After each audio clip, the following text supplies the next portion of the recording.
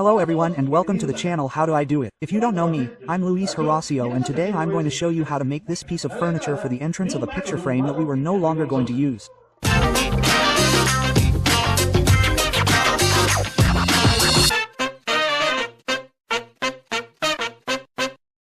Hello everyone, as you can see, today I'm going to show you how to make a piece of furniture for the entrance of your house, either as in my case for Meryl Lola's things, such as her backpack, lunchbox, jacket, shoes and some other things she needs for day to day. And this time we're going to reuse something we already had, which is this picture that you see, which belongs to a neighbor who no longer wanted it, and we're going to turn it into this piece of furniture that, believe me, is very useful, and not only for children. It's also useful for hanging their jackets or coats if it's very cold where they live, or even just to have a place to hang guests' things when they come to visit. But without further ado, let's see what we'll need to make it.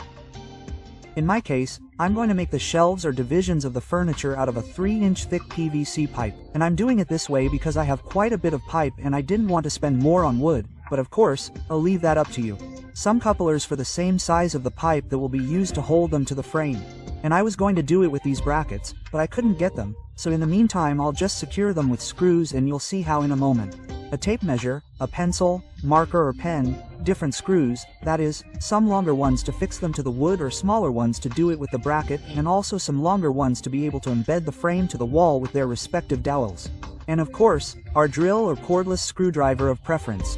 And, in this case, I will use sandpaper and my saw to cut the tubes, but, of course, everything can be done with a saw, and I was forgetting. But also the paint that you want to use, which in my case will be January in a bright color, and, of course, the frame that we already have, which, if you can't do it, like any frame that we have made on the channel, but let's see how to do it.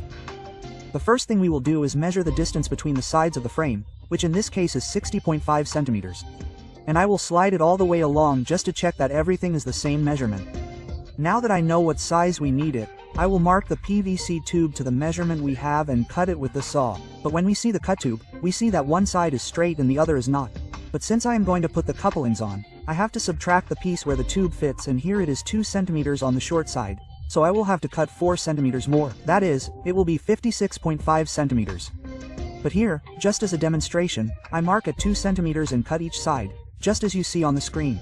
There you go. So, now we check that it fits in the space we want, by putting the 2 tube couplings in and making sure that the tube fits in the long part of the separation of these joints. Once inserted, now we check that they fit, and here it was missing a little, which is more or less 1 centimeter. So I cut it one more time, and after that, now it fits with everything and the couplings without problems.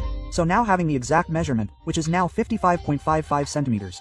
We take the one that is already cut as a guide and mark the next tube. In this way, when cutting them, we will make sure that they are exactly the same. We do this with 2 more, which in the end I only used 3. But it all depends on the size of your frame, and that once cut, you should have the 4 55.5 centimeters tubes. And it's not necessary here, but usually when cutting the tube there are burrs that can hurt us. So you just have to go over it with a sponge that is used to wash dishes and has a green part, since it acts like very fine sandpaper. But if you don't have any, do it with fine sandpaper. Once you have sanded them, you can check that they don't scratch or tear at all when you pass them through your hands, just like I showed you here, which, as I told you, there won't be any problems here, since they were covered by the couplers. Now that we're ready, now we have to put the joints on. So let's see how. For that, and as I told you before, we have to locate the long part of our coupler, since that's where our tube is going to go in, and therefore they're all even. So, start by placing one on each end of the tubes, as you can see in the video. That way, they will be ready to be attached to the brackets. But as I told you, I couldn't get them, so I'm going to screw them in with just screws. To do that, I'm just going to start by making a hole on each end and, obviously, on the coupler on each side. But instead of going straight, I'm going to tilt it a little so that the hole is diagonal. You're going to do this on all 4 tubes. As I said before, I only used 3, but as I mentioned, it will depend on the length and width of your frame. Once you've made them all, it should look something like this. Now, optionally, take a fine sandpaper and run the part where you made the hole to remove any burrs that may have been left over. This is purely optional, and as always, I'll leave it up to you to consider. But once sanded, they should look something like this. Now they are ready to be painted. But I am going to try something here, which is to take one of the tubes and mark it in half with the help of a ruler and mark practically wherever it is, since there is no center on the circumference. Now we hold it to our work table with some handles on the inside. Since we are going to cut on that line here, I will use my circular saw, which usually has a butterfly that fixes the saw at different heights. and since I do not want to cut the handles here, I put it at the lowest level and fix it again with the butterfly. Now ready. Now we begin to cut the tube on the line that we just marked so that once it has been done, we turn it over and place the ruler right in the middle and mark on the inside to know the exact height or half of the tube. Now that we have the reference, we mark with our ruler only on the opposite side, just as you can see here. Once marked, we hold it again with the handles and cut with our saw. The point is that, in the end, you should have the tube completely cut in half.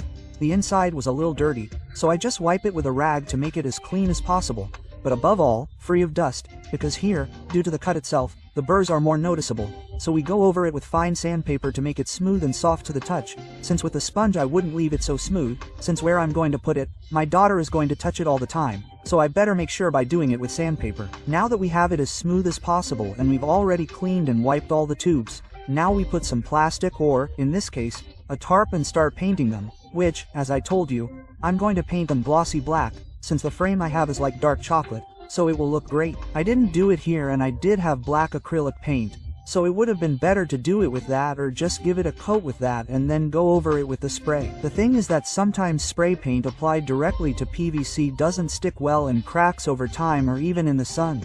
So keep that in mind. But once you haven't painted it to your complete satisfaction, just let it sit so it can dry completely. If you were to do it like I did, or something similar, you first have to remove the frame that came with it. In this case, it only had 2 screws securing it from the back, so we'll remove them with a screwdriver, or in this case, a drill, which, as you can see, you can put it somewhere else, because it's really as good as new. If you don't have one, just skip this step. Then we'll proceed to secure the first 2 joints, which will go on by themselves, because that's where I'll put half of the tube that I cut previously. Here I'm doing it practically right at the top, but you can give it the space you need. Now we'll put half of the tube that I mentioned and secure it from bottom to top to the coupler, just like I'm doing here, and so they don't come out and you can see the screws on the bottom, which as you can see look pretty good and above all, they secure our smoke. Now I'm going to put the other half of the tube on the bottom, which I'll also put on. So I'll first secure the joints in the same way, either with a screw or the brackets I mentioned, and here we're going to secure the tube downwards so that, apart from not seeing the screws, it's embedded in the same frame and doesn't move, and it'll look more or less like this. Now you've secured the 2 divisions, now I'm going to put one more in the middle, so I'm just marking exactly the middle between the 2 tubes, just like you can see here. And then, to make it easier to secure, I'm going to put 2 handles right on the marks I just made, since this way I can place the tube on top, in this case the whole thing, and secure it with the screws, without having to worry about holding it or having someone help me do it, which, of course, is always better if someone can help you.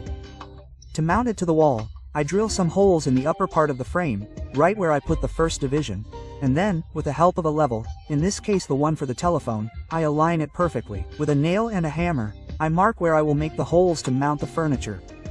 Now that I have marked them, I take my drill and make the respective holes and then put in the dowels.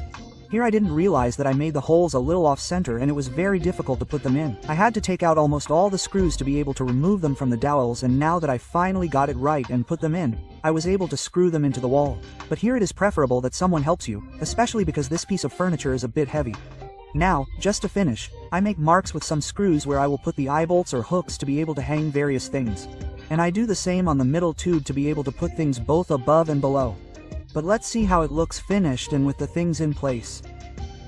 As you can see, it actually looks pretty good and, at least for us, it solved the problem of where to put all my daughter's things when she gets home from school and have them ready for the next day. Since she can put her backpack there, I didn't put her lunchbox here because that's something my wife prepares for her every morning, so she might only be here on the weekends. I also took the opportunity to put the car keys there so she always has them ready. And of course, my wife took the opportunity to put a bag that she uses for every day and also have some jackets or school uniforms on hand. And here we have an umbrella for Marilola, which I hung right on the pole. So we still have a hook left at the top, and we also have more space at the top, where the hole was left, where I can put a lamp or tools that are used frequently and have them close at hand, but out of sight, like this one that has a tape measure, some screwdrivers and a lamp that does not have a battery, but that, in the same way, is useful for emergencies. At the bottom, and that is why I cut the tube in half, we can put some shoes and tennis shoes so that she can get there and change herself and on the stool that we have. And that also teaches her to organize her things better. In the same way, this can be used for adults, that is, to hang coats, jackets, hats and, of course, to have some tennis shoes or flip-flops to go inside and not dirty the house or simply to be comfortable. But of course, tell me in the comments if you liked it and if you would do it for your house or that of a family member or friend, since I would love to read them. As you know, if you like this video, give it a thumbs up, subscribe, turn on the notification bell so you don't miss any of the videos, share it with your family, friends, and acquaintances. As always, I'll see you in the next videos. Thanks.